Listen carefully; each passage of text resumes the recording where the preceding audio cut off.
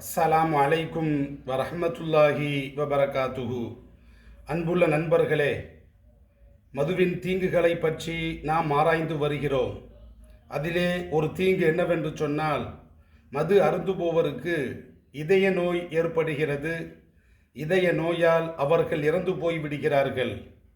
உலகம் முழுவதும் பார்க்கின்ற பொழுது ஒரு ஆண்டுக்கு 18 மில்லியன் மக்கள் இதய நோயால் இறந்து போய் விடுகிறார்கள். அதிலும் குறிப்பாக உலக இறப்புகளில் 35% இதய நோயால் ஏற்படுவதாக ஒரு புள்ளி விபரம் கூறுகிறது.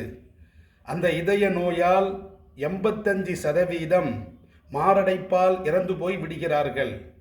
அப்போ மனிதனுக்கு இதயம் என்பது எவ்வளவு மிக முக்கியமானது. ஒரு நாளைக்கு இதயம் என்பது 1,00,000 தடவை துடிக்கிறது. 7500 லிட்டர் இரத்தத்தை அது உடல் முழுவதும் பாய்ச்சுகிறது.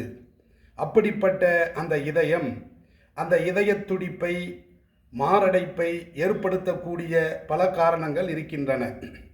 அந்த காரணங்களுடைய வரிசையில் நாம் பார்க்கின்ற பொழுது உடல் பருமன், காற்று மாசுபடுவது, சுற்றுச்சூழல் மாசுபடுவது, சர்க்கரை வியாதி, உயர் இரத்த அழுத்தம், இது போன்ற இந்த நோய்களால் இதயம் பாதிக்கப்படுகிறது.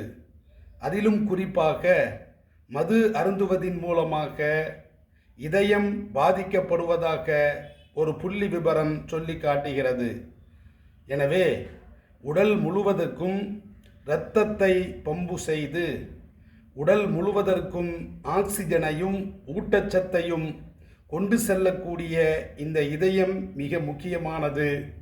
அந்த இதயத்தினுடைய வேலையை இயங்க விடாமல் தடுப்பதில் ஆல்கஹால் எனும் மது மிக முக்கிய பங்கு வகிக்கிறது. எனவே மதுவை தவிர்ப்போம்.